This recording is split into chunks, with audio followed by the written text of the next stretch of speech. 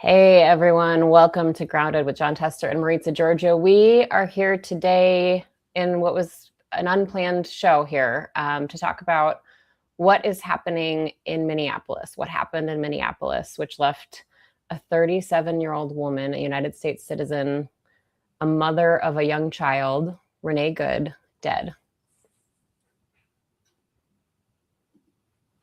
The administration is so fixated on Minnesota right now. Well, I wish I knew. I mean, I wish they would just leave it alone. I mean, seriously. What is the, when do things stop being about politics and start being about actual human decency? And so, I mean, I'm sure we can all hypothesize on what all of their political reasons are. But meanwhile, a woman died being shot in her car. And everything that they are doing is making it worse and not better. Okay, so that was Senator Tina Smith of Minnesota, who we just finished chatting with this morning. We recorded it just in case there were last minute schedule changes, but just moments ago, we're going to play that conversation in full here in just a moment. But really just, we wanted to get on here today with you to talk about this, provide some clarity, have a comprehensive and real and honest conversation. And as we go, feel free, as always, to put comments or questions in the chat. Sorry, Senator, I've talked the whole time so far. No, it's good. Well, it's nice to be on. I wish the topic was different. Let's just put it that way. But I think the folks should hear from what Tina had to say this morning, and then Senator Smith had to say this morning, and then we can go from there. Okay, so we're going to play that in a moment, but we want to just kind of prime you here. So this happened in Minneapolis. This is my hometown where I grew up. It's blocks from where George Floyd was murdered in 2020. This kind of stuff happens, and if you're from the area it happens in, it feels emotional, it feels personal, it's hard to understand. And as we talk about with Senator Smith, the idea here is that this could happen anywhere, just like any tragedy, like any shooting, like any event, it could happen anywhere. And that's something to keep in mind. I want to say that overnight protests remained mostly peaceful from what I've seen. We're seeing protests popped up, planned protests across the country now for both today and tomorrow. So we will watch those developments. And we should also mention that Minneapolis Public Schools actually canceled school for the remainder of this week, citing safety concerns. There appeared to be an ICE raid at a nearby high school yesterday as this was all happening down at Roosevelt High School, and that school went into lockdown. So there's a lot of movement happening in Minneapolis with this new operation performed by DHS and by ICE. But let's just play the videos here for you, and then we'll get into our interview with Senator Tina Smith. So I want to play for you, and if I'm sure you've seen this.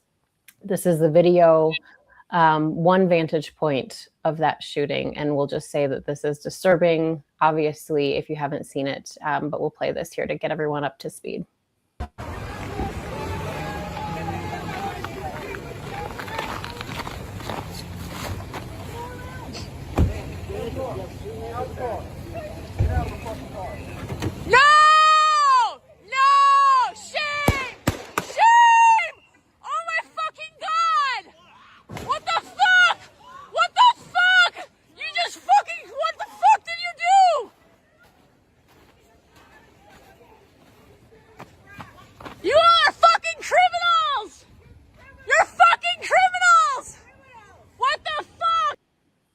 Okay, so that was one vantage point. We saw a maroon SUV kind of situated on a one-way street, blocking a lane, and it looked like the driver was actually, you could see, waving cars around. A truck stops, gets out, goes up to her door, tries to open it. The driver immediately starts trying to leave. Wheels turn to the right, and then we see another agent moving around the front and start shooting at her. I want to now play for you how DHS Secretary Kristi Noem described it. It was an act of domestic terrorism. What happened was our ICE officers were out in an enforcement action. They got stuck in the snow because of the adverse weather that is in Minneapolis. They were attempting to push out their vehicle, and a woman attacked them and those surrounding them and attempted to run them over and ram them with her vehicle. All right, so we are going to play our conversation with Senator Smith. Anything you want to say before we do that, Senator Tester? There's nothing about either one of those videos that was incredibly disturbing. The first one is just unbelievable, unbelievable. And the second one is, for different reasons, equally unbelievable. But go ahead and play the interview with Tina. All right, and we will come back on the other side of this. I'll be watching the comments as we play this through, and we will talk more. We also have someone joining us live, a longtime political reporter, Mary LaHammer from Minneapolis. We will be joining with her after we play this interview with Tina Smith. So here we go. Senator, do you want to start? And introduce? Yeah. Well, today, this morning, and I'm just going to say, unfortunately, we have Senator Smith. And why it's unfortunate is not because of Senator Smith. She's a fine senator. It's because what we're going to talk about, I think, is incredibly, and unfortunate even isn't even a powerful enough word to use, but it's just flat bad. And it happened in Minneapolis yesterday. Most people, if they've watched the news at all, know that what transpired. But I kind of wanted to get the good senator from Minnesota on to see what she's been hearing since that shooting yesterday morning from the folks in Minnesota. What are they reaching out? What are they telling you? What do they know that we don't know? Yeah. Hi, John and Marissa. It's so good to see both of you. And, yesterday was one of those days where you wake up and you have an idea for how the day is going to be, and then everything changes when you get this news. And, when I first heard about it relatively early yesterday morning, it was just a sense of shock. And I think that actually describes a lot of the feelings of people in Minnesota. This shooting, this killing happened just maybe 30 blocks from where I live in Minneapolis, and it's less than half a mile from where George Floyd was murdered. So there is a lot of kind of trauma in the community, and Minnesota has had such a rough year. So I think what happened yesterday to Renee Good is horrible, and it sort of piles on some of the other violence that we've seen in our state over the last year with the assassination of Melissa Hortman, and then the shooting at Annunciation School. It all just sort of feels part of the same horribleness. And I would say that, of course, I wasn't home last night. I was, watching from afar and talking to people, but people are so angry, and just so grief-stricken by this. And you shouldn't not be shocked by the idea that a federal agent can shoot and kill a United States citizen because they were, in their car and driving away. It is shocking and horrible to people, and they're very, very upset. Last night there was a vigil in the neighborhood. Thousands of people, as I understand it, was there. It was almost completely peaceful, and I think it was a real sense of solidarity and coming together. And the last thing I'll say is, I think that Minnesotans understand that the part of the goal of this ICE campaign and President Trump is to foment fear and chaos and division. And so I think that for the most part, people are committed to not getting manipulated in that way and not letting that happen. And that gives me a lot of pride and hope for my community. Senator. For sure. Just really quick, and I'm going to let you go, Maritza. But what the pictures on TV show this as being a pretty regular community, ordinary. Middle class. Doesn't look like doesn't look like a place where there'd be a lot of crime. Let's just put it that way. No. It is a regular, quiet, classic Minneapolis middle-class community where the families live in, live in houses on the street. All the houses have porches so that they can meet with their neighbors and be a part of the community. And it's a quiet street. And it is not a place where it's a very peaceful and safe neighborhood. Senator, I wanted to ask you, if you could just describe for us what you thought and what you saw when you first watched the video, and then to see the follow-ups. And I know we'll get more here as the days go on, but more than the shooting, several videos appear to show agents actually blocking someone who's proclaiming to be a doctor from responding, from getting to Renee Good. Hearing that it was 10 to 15 minutes before she had any medical help. So what does that tell you about the training or the lack thereof that these ICE agents with guns have? Well, it's such a crucial point. And when you first hear word of this, you're trying to gather information, you're trying to figure out exactly what happened. And we were talking to people that were at the site who were immediately relaying to us eyewitness accounts of what they had seen. And we knew that the ICE agents were aggressively trying to disperse the crowd and shooting pepper balls at people. So there was a great fear about what had happened and also what else was going to happen. I immediately called the mayor, who of course I've known for many years. And he said, you have to help me get ICE away from the scene because their presence there is making it more dangerous for the people that are there and also even for them. And so we immediately called the Department of Homeland Security and said, get ICE out of there. They've got to leave, which they gradually did.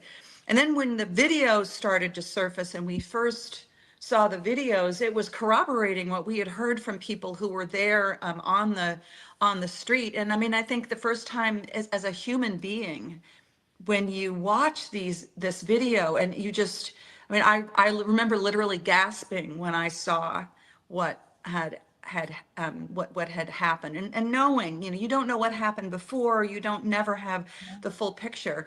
But and then as more and more information came out, it became more and more horrifying. The video of that man who was living in the neighborhood, as I understand it, who was identified himself as a physician and was blocked from going to see if there was anything to be done about this woman was just so chilling. And the other thing that was so chilling to me is, you've got Kristi Noem, who basically is saying that this officer fired in self-defense and that he had to go to the hospital. But you can see in the video, after he fired, he wasn't even knocked down. And he walks to the car, he gets close to the car, and then he walks back again. No hurry, anybody who is a trained law enforcement professional is trained to give immediate aid to somebody who has been injured, even in that kind of a situation. And anybody who has been, I used to be the chief of staff for the mayor of Minneapolis. I know a fair amount about law enforcement and how police departments work. And the training that you receive about using deadly force and what is required to use deadly force. God knows police departments aren't perfect, but what happened here, by my viewing of it, had nothing to do with how law enforcement is typically trained. All you have to do is step out of the way of the car as it is slowly inching forward at this point. It only sped up when the guy shot her, and probably her foot went on the accelerator as she was, Yeah. Exactly. That's exactly what, in my opinion, that's exactly what happened. She was in bad enough shape where she had lost control of the car. Yeah.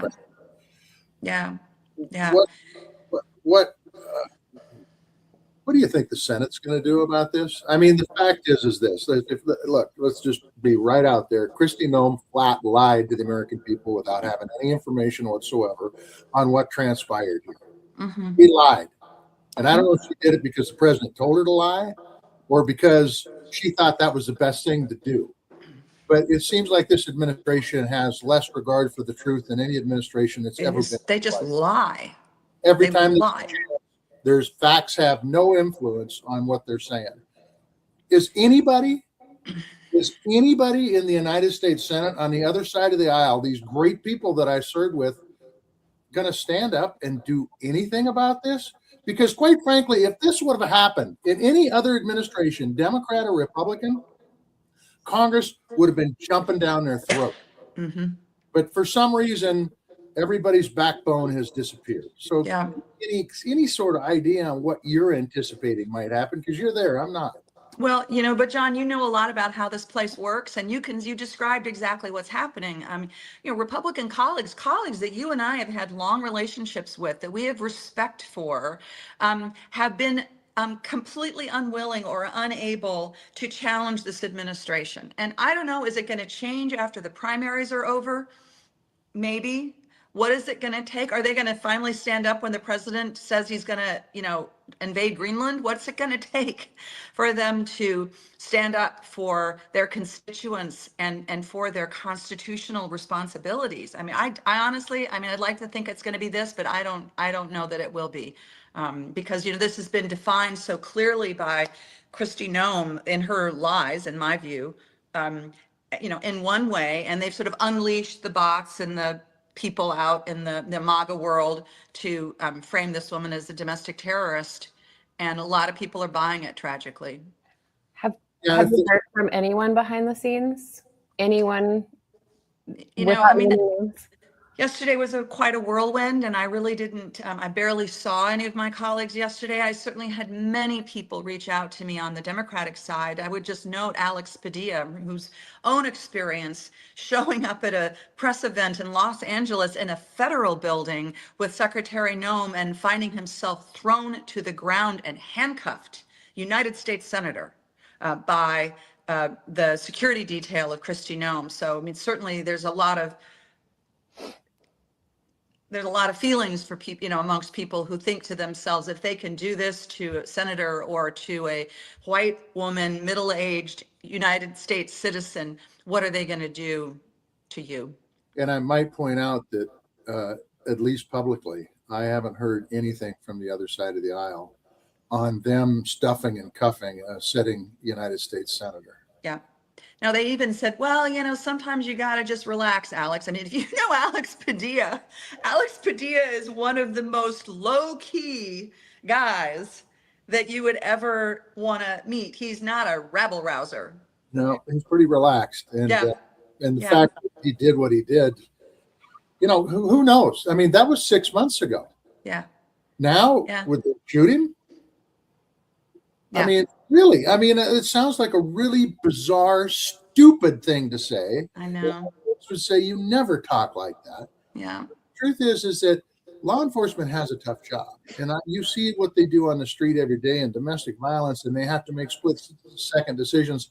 This was not a split-second decision. No. Not the video. It wasn't. No. And we're pro public safety in Minneapolis.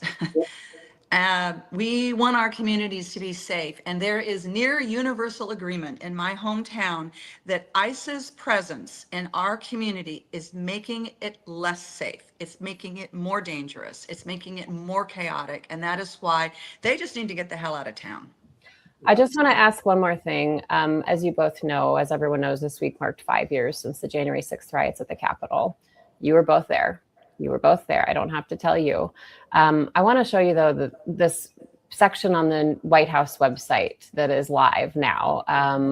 Not only does it completely rewrite history, the site falsely says that no officers were killed, and it calls the J6 defendants peaceful, patriotic protesters. So the question is, how is it that this administration can look at January 6th and call it a peaceful protest, and the same administration can say that this unarmed woman in the car waving officers to go around her before she starts moving, that she's a domestic terrorist?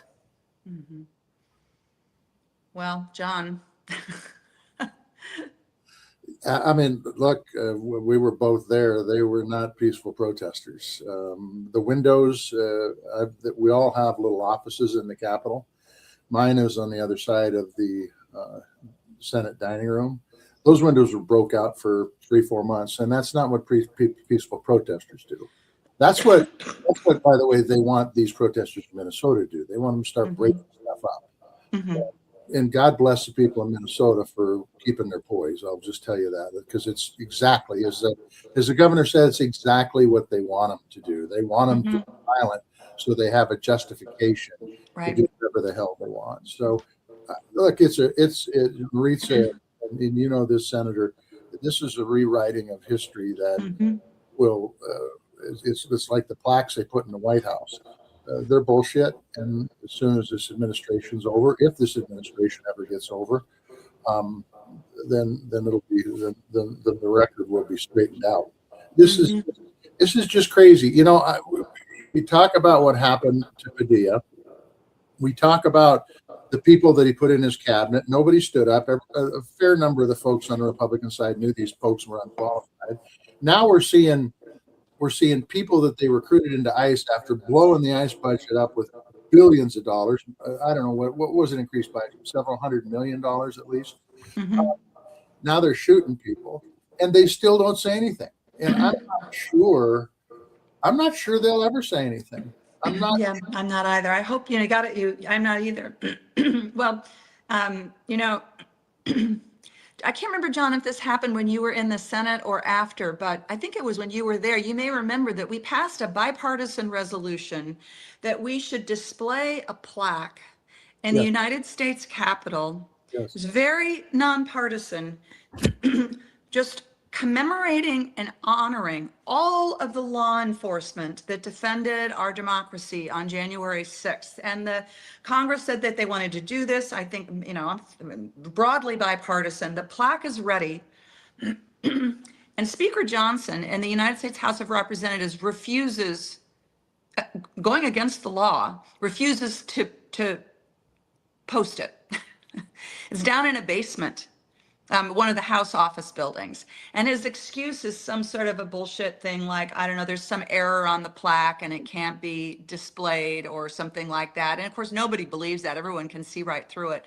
But I mean, if you can't even take a moment to honor law enforcement after what happened on January 6th, people who put their lives on the line and people who died, people who were irrevocably injured.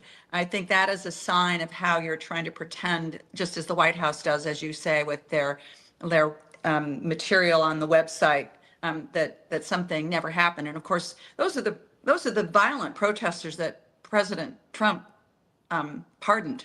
That's right. While he's simultaneously calling this poor woman who was simply trying to help her neighbors a domestic terrorist. And I mean, that's, you know, we can't take that in stride and act like it's no big deal, because it is a big deal. It seems to me that if there's a mistake on the plaque, that the president has a plaque manufacturer that does quick turnaround. So that's right. That's what I'll say about that. I know you need to go, Senator Smith. I know your time is precious, but I just want to say, I want to ask you, I mean, people are raging. They're emotional. They feel helpless. So they want to know what the hell can be done. Yeah. What the hell can be done? How can people step up and help right now? What can we do? Well, I hope that this horrible event can be the catalyst for people coming together and saying enough. I know that not only in Minneapolis, but around the country, there were people coming together in state capitals and neighborhoods and sort of coming together in solidarity. And, you know, that's not for everyone. Not everybody wants to be a part of a big, you know, movement in a you know, a big gathering. I totally get that. But I think that this is I hope in the tragedy of this, that it will be a way for Americans to come together, not only in Minnesota, but around the country, and say, this is not who we are. This is not what we want to be. This is not how we want things to go. Because this could happen in your neighborhood. It's not, you know, it can happen in this peaceful neighborhood in South Minneapolis. It can happen in your neighborhood. I would just say this, Tina, and if somebody doesn't stand up and say this is patently wrong and people need to be held accountable, it will happen. That's exactly right, John. Yeah. Well, so we keep up the fight, and I'm so grateful for the chance to talk with you both this morning. It's always good to see you. Yeah. And look, you got 1 year left, and then you're free on bail. Yeah, I'll come out and visit you in Charlotte. I'm looking forward to some road trips. Yeah, you and Archie can come out and we'll maybe eat a steak or something. That sounds We're, awesome. we're gonna have to tell him all the great things about Minnesota because we have this ongoing feud about Montana versus Minnesota. They're He's both just being great. nice to me because otherwise, I came on his show, but otherwise he'd be ditching on Minnesota. That's right. Yeah, that's right. I only do this because every once in a while she says stuff like, I went to the same high school that some famous person went to. And the only famous person who went to my high school, there's been two of them. One of them is Jeff Ament, the bass player for Pearl Jam, and the other one is Steve Cyber that nobody knows. So All right. Well, All thank right. you so much, Senator. See you later. Bye all. thanks, Tina. All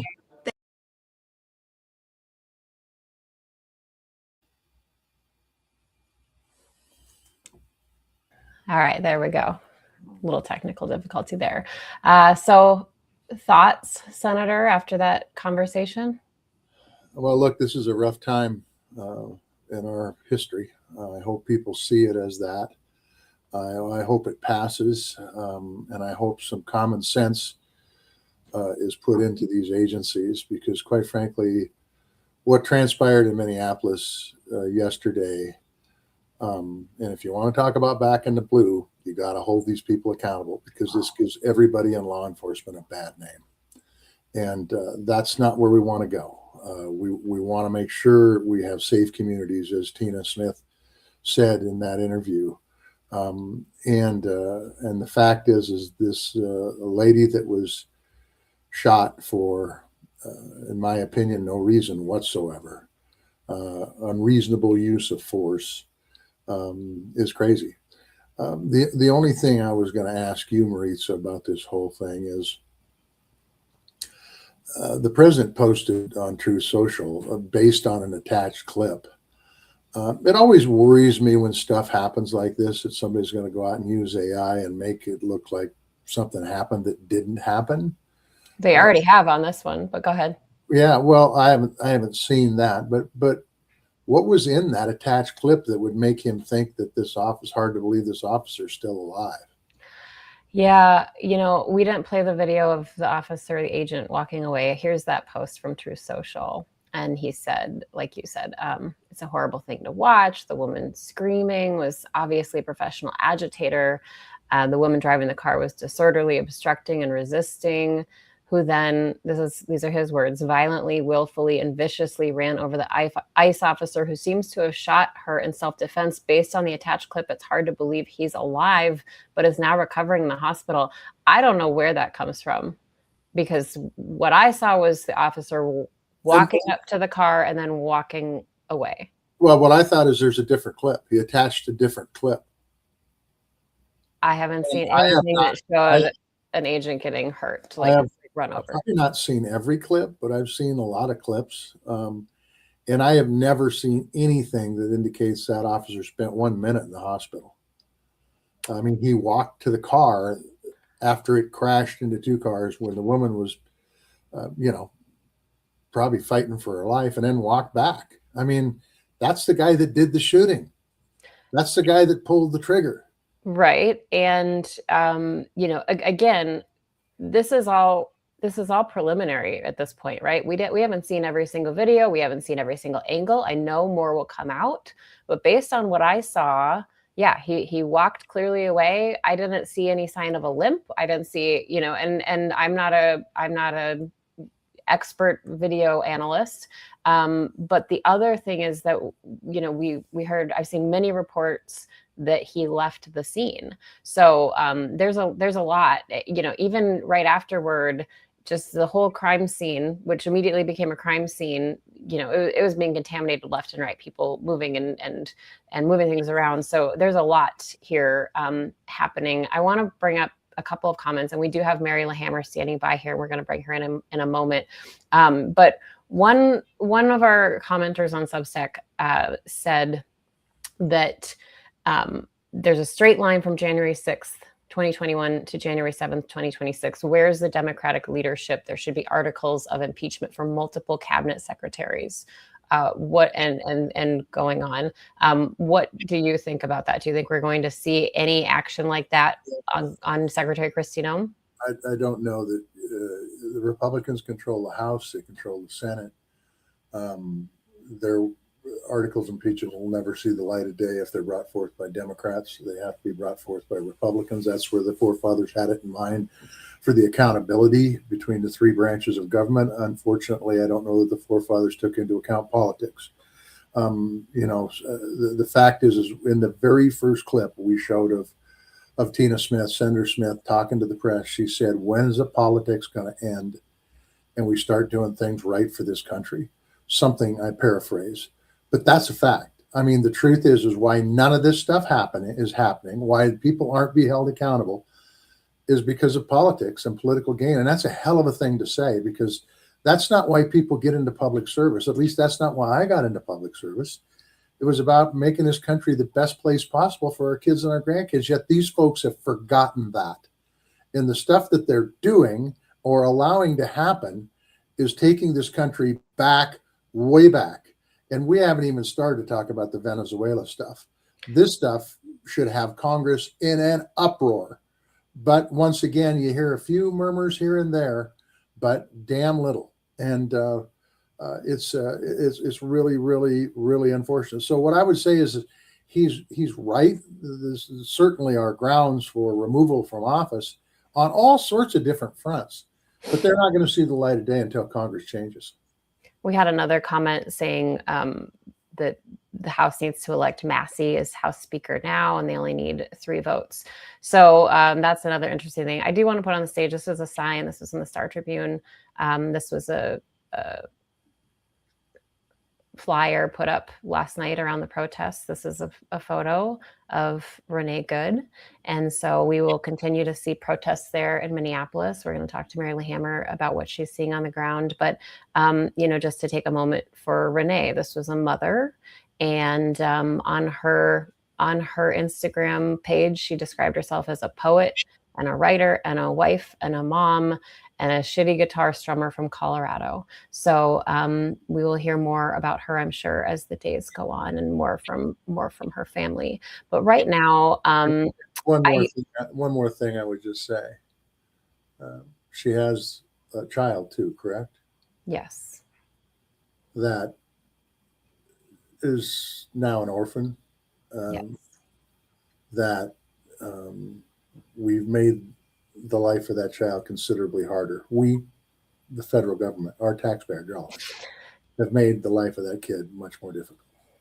There's so many little tangents we can go on to, but I did before we bring Mary in, I did want to add one more thing here.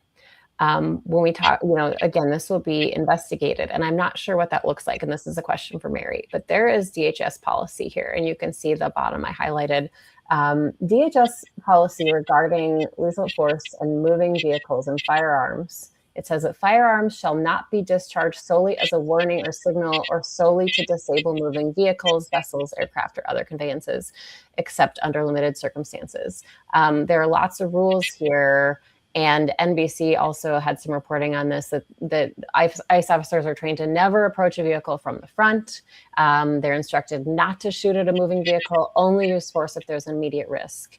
And they are also instructed that firing at a vehicle will not make it stop moving in the direction of the officer. So just a lot here.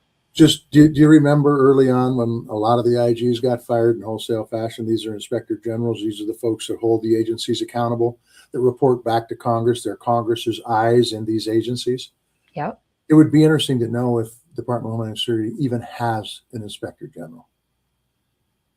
Because that's a great he question. got fired in wholesale fashion. So there's no accountability as far as eyeballs go, unless there's an IG that's not somebody that's a political appointee, but somebody that is an IG doing the job that IGs need to do.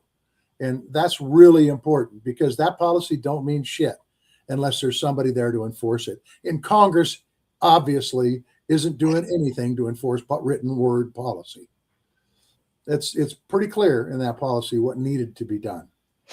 And it's also pretty clear that the agent that did what he did didn't follow that policy, and it's probably because of a lack of training. Yeah, there is a lot to understand here and a lot to learn. Right now, we want to bring in my friend, our next guest, who's joining us here live, somewhat new to Substack, and this is Mary LaHammer. She is a longtime political reporter, anchor with Twin Cities PBS. Mary, thanks so much for being with us here this morning live. I guess let's just start with what's going on there this morning. What are you waking up to? What's happening on the ground in Minneapolis? Yeah, ongoing protests all night last night following the shooting. And then again this morning, protesters are marching to a federal building near the airport. I think you reported earlier that Minneapolis schools have canceled classes for the rest of the week. There appears to have been some immigration action at schools yesterday. We are getting reports at Roosevelt that ICE agents showed up and perhaps grabbed teachers, and there's reports of a Spanish teacher, and that maybe tear gas was used at the school. So the Minneapolis public schools, all ages, all activities completely canceled now for the rest of the week, and ongoing protests. And I cover the Capitol, political reporter for about 30 years, and have been in this, as you know, Maritza, my entire life. My family, more than half a century of being political reporters here on the ground in Minnesota. We've truly not seen anything like this. The year we've had, just to put this all in broad context, in Minnesota, that it was less than a year ago that former Speaker of the House, Melissa Hortman, was shot, and Minnesotans were grieving.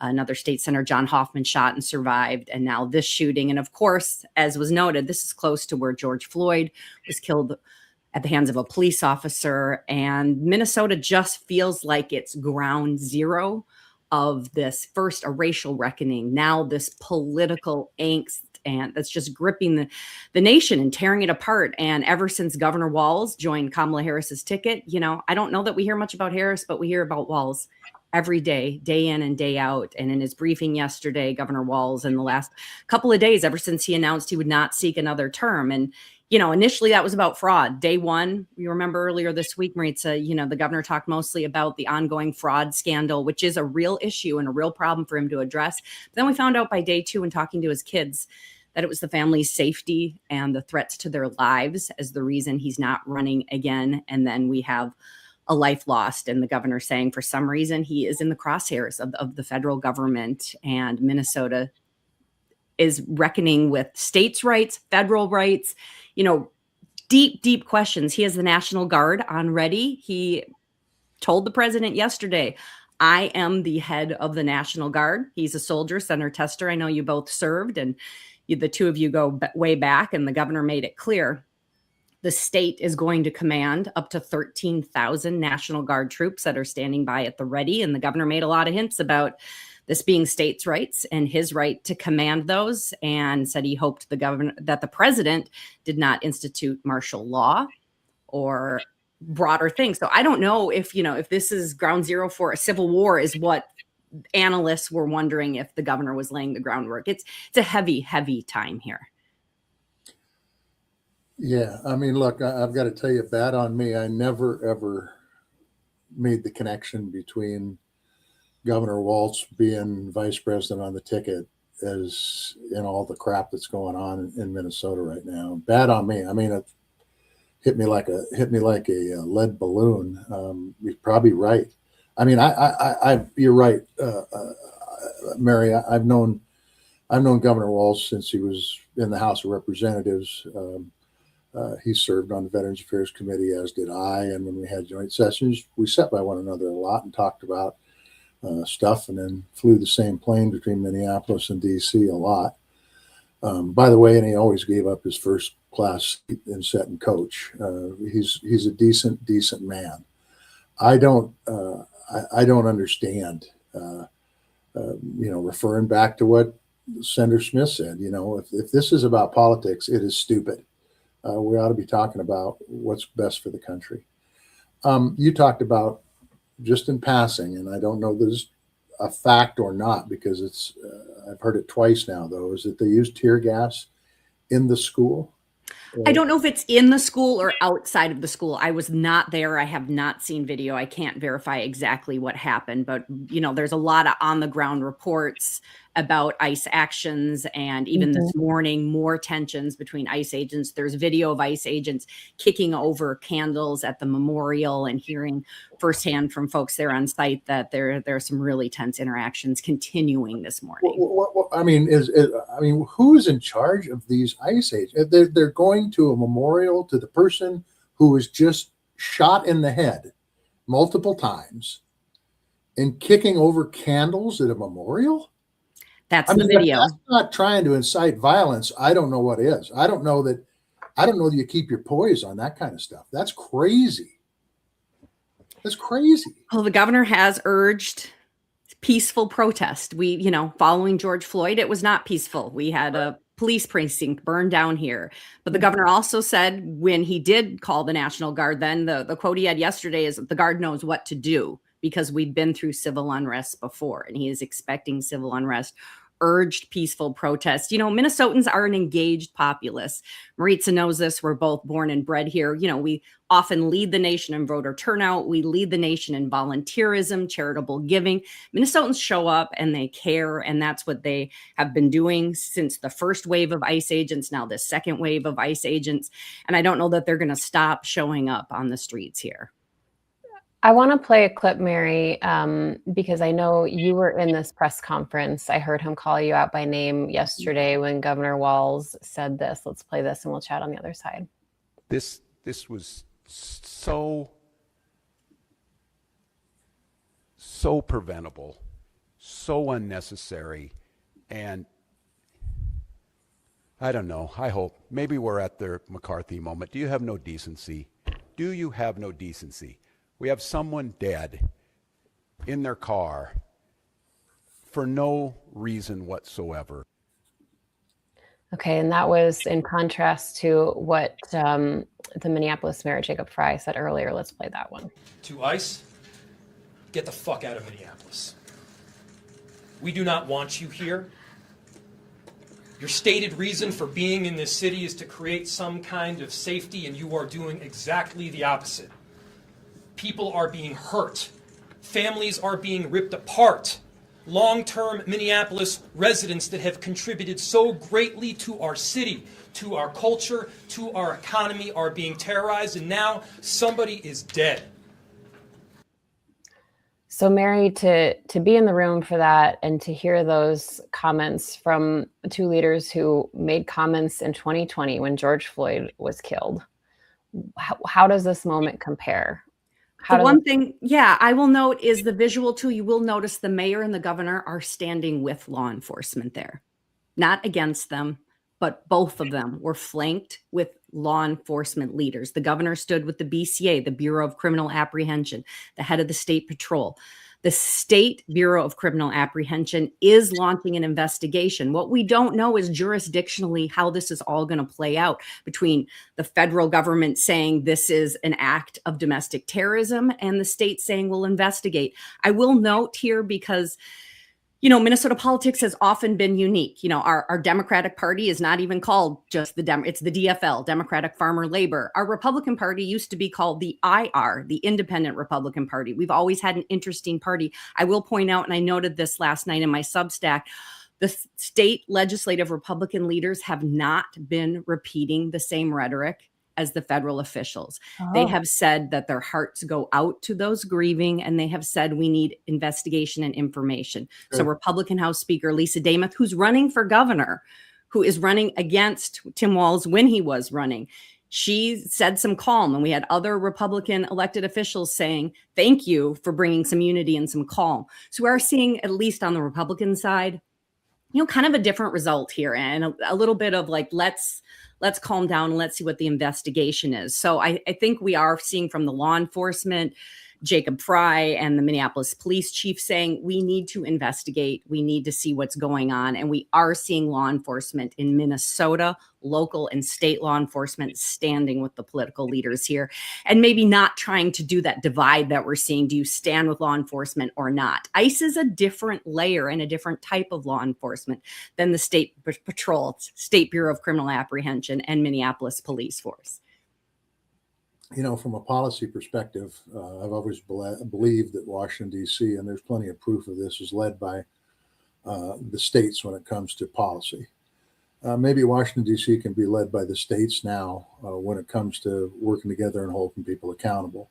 I mean, we saw it in Indiana with the redistricting. The state legislature said this is BS, and it is BS. It's all BS. It's all about Congress people picking their constituents rather than constituents picking their Congress people. And now that's good news. That's the first I've heard that the folks across the aisle, because this should not be a partisan thing. A woman, a mother, just 37 years old, born in 1988. Christ, at the beginning of her life, she gets shot, for God's sakes. Yeah, and I should mention the person I referenced, House Speaker Lisa Demuth, was mentored by Melissa Hortman. Melissa Hortman, who was shot and killed months ago by an assassin, she gave up her speaker's gavel because our state house is tied. And there was a negotiation of how to handle leadership. Melissa Hortman gave up her gavel and created a power sharing agreement in our tied state legislature to give Republican Lisa Demuth the gavel, and she mentored her. And I had an interview earlier this week with Demuth, and she said, yeah, she was a friend. She was a mentor. She taught me how to lead across the aisle. And that's where Minnesota has been unique. And I think some leaders are trying to retain that bipartisan spirit. Remember, we had a third party Independence Party governor, Jesse Ventura. I covered him.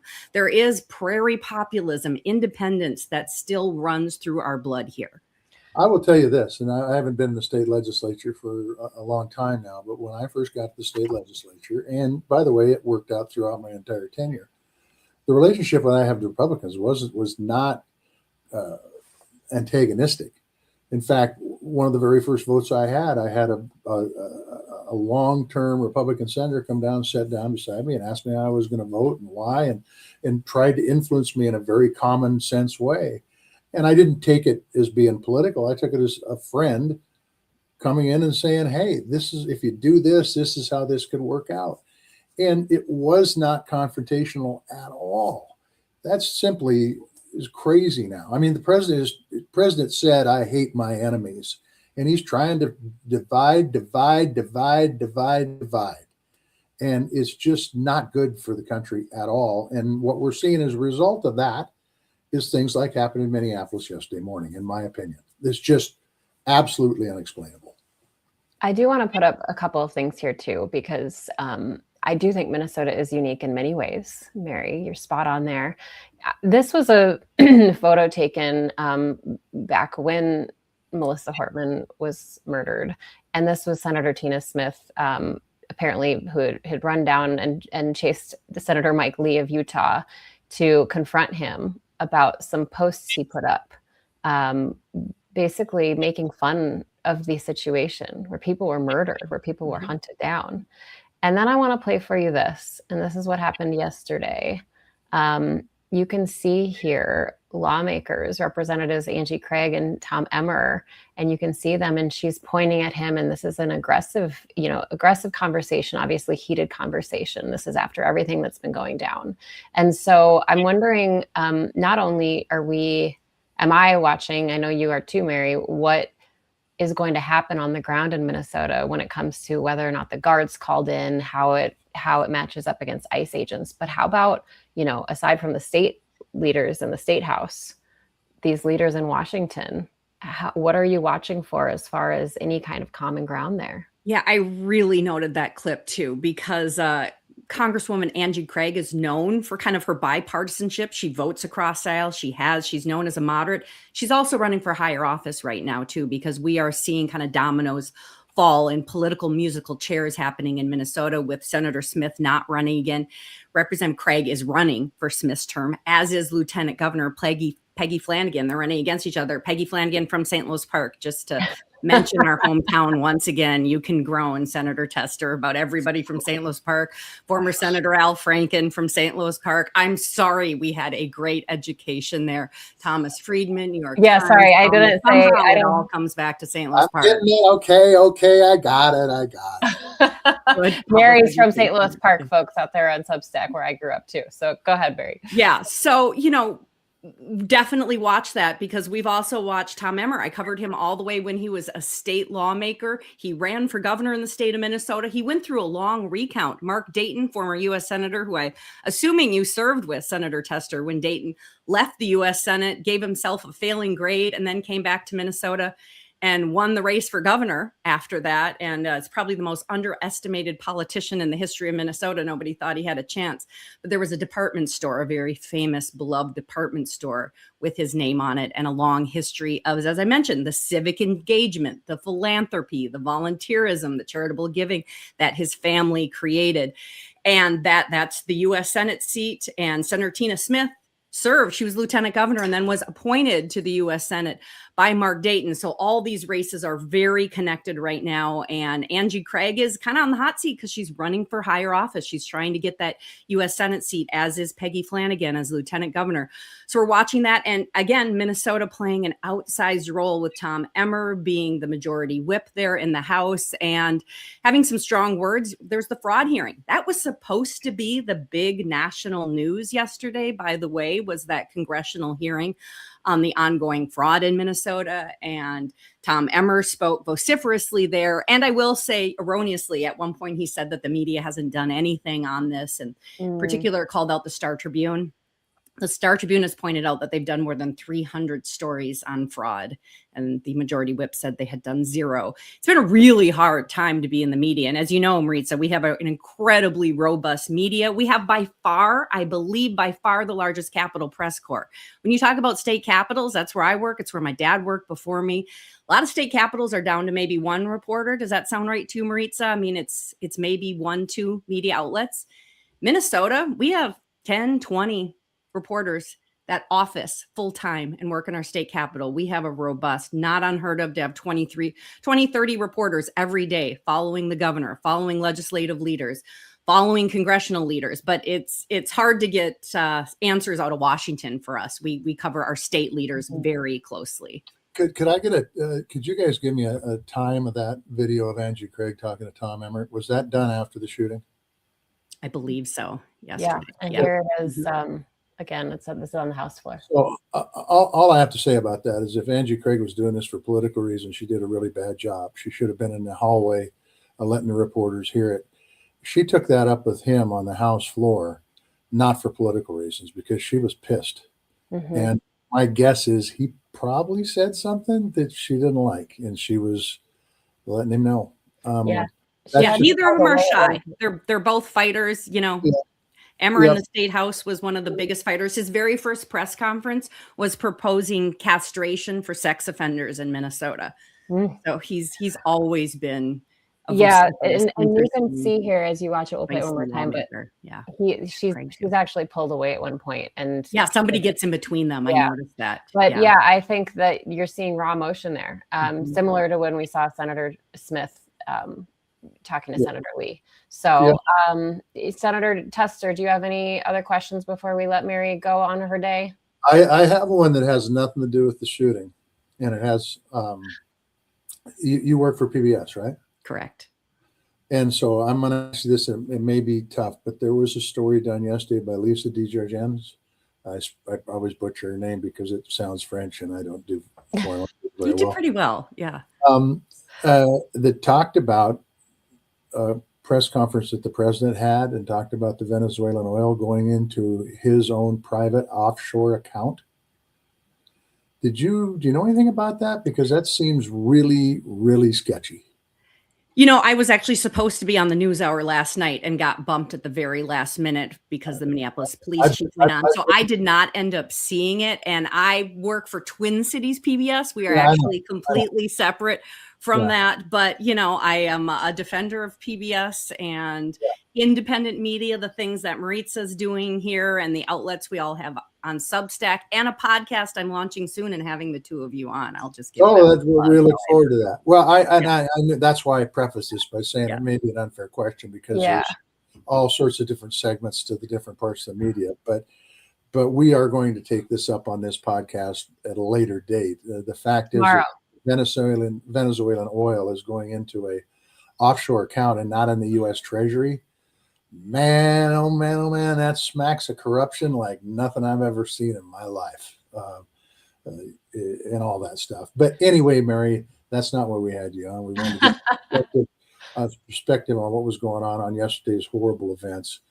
And I want to thank you, and I know Maritza does too, not only from being from a high school that Maritza graduated from, but also for the good work you're doing, keeping people informed in Minnesota and in this case around the nation about what's going on in our country today. Thank you so much. Thanks, Mary.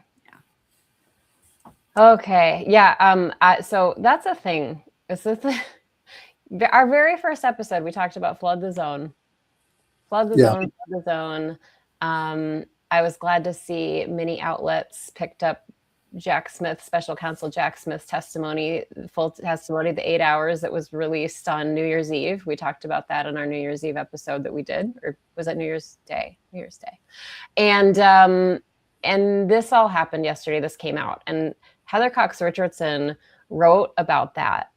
And she actually put out a separate post about this whole offshore thing, because she said this is very important, and what happened today in Minneapolis is very important, but we cannot lose sight of this because this is a really big deal. So we are going to talk about that actually tomorrow. Any final thoughts on the shooting before we preview tomorrow? Well, you asked on all these podcasts, you always ask the question of what can people do? Yeah.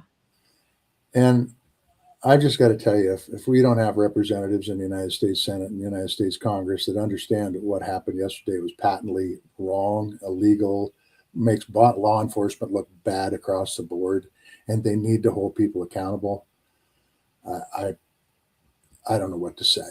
I mean, the administration always talks about common sense, so they ought to use a little common sense here. There's no common sense to what happened yesterday. None, zero, not a kaput, not a damn bit of common sense. And there's got to be some common sense inserted into this insane crap that's going on.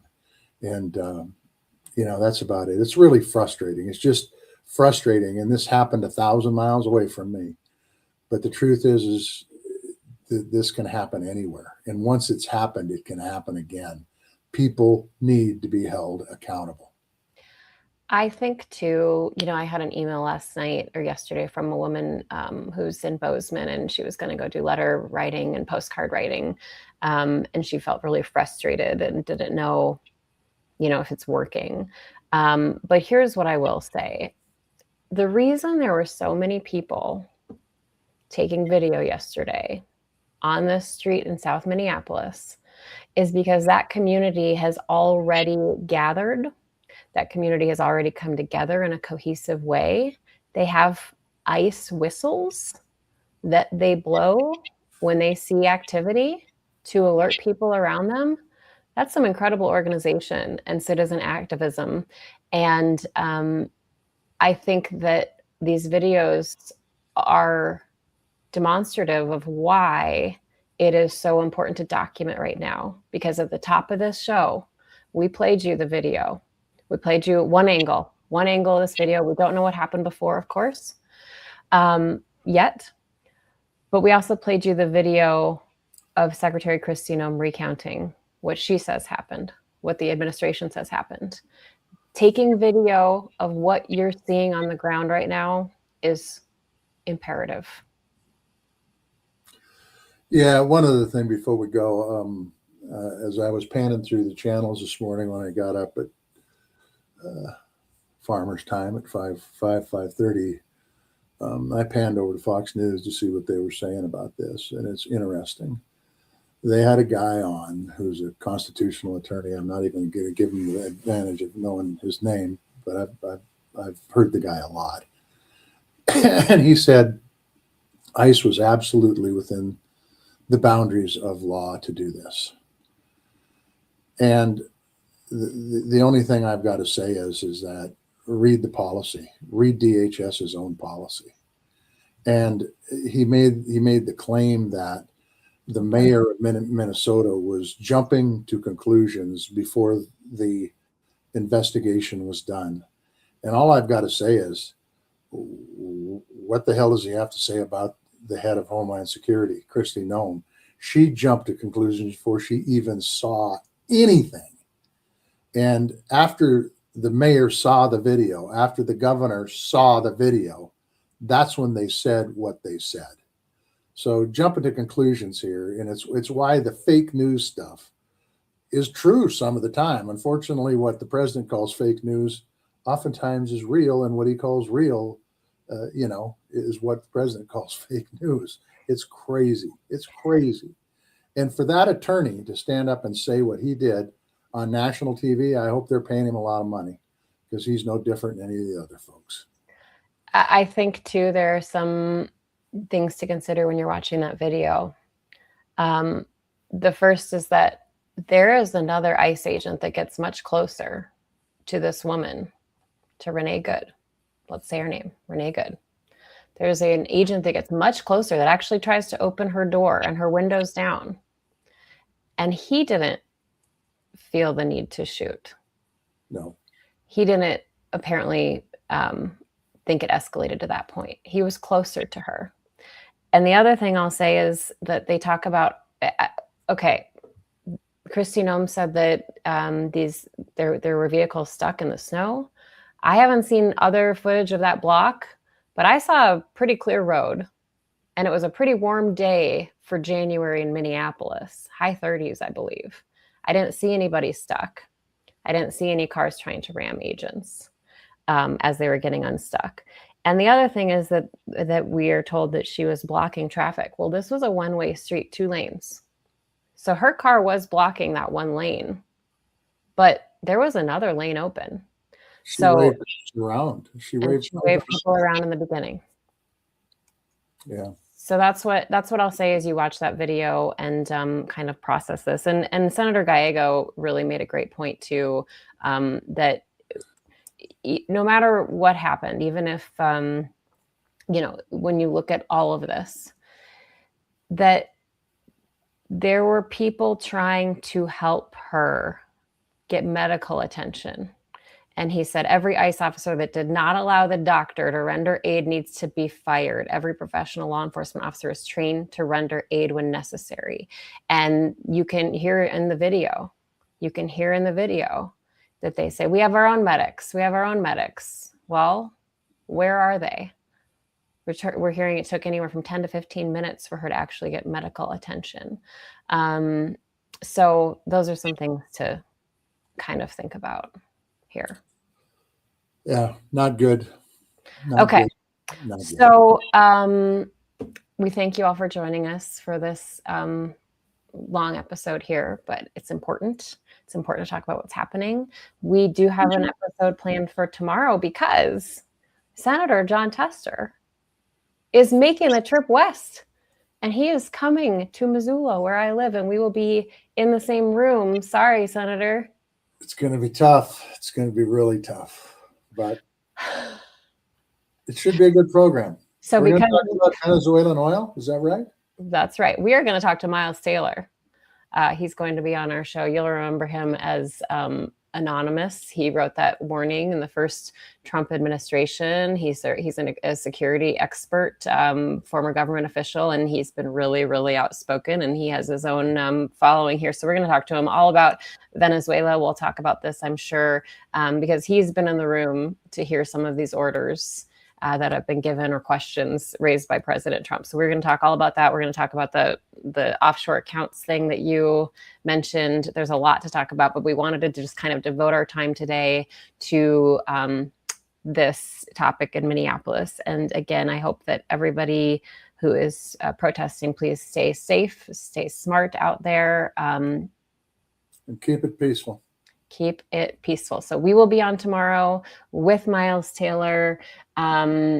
I believe, oh boy, when is it? I think we're going to do that at 4 Eastern, 2 p.m. our time in Montana. Let's just ask you about your hat before we go, because it's an episode. So I see something about veterans, Montana Veterans Foundation. Yeah. Well, it's one of the many hats I have that support our veterans. So it's good. Yep. All right. Well, thank you for everyone. Of course, you can find us here on Substack. Blue Sky, Instagram, YouTube. You can shoot us an email anytime at groundedpcast@gmail.com. We are so grateful for this community that we are in with you here. We want to thank both of our guests, Senator Tina Smith of Minnesota and Twin Cities PBS reporter Mary LaHammer, and our friends at Pearl Jam for letting us use your music. Of course, to all of you who joined us here on this Thursday morning. We will talk again soon. Tally ho.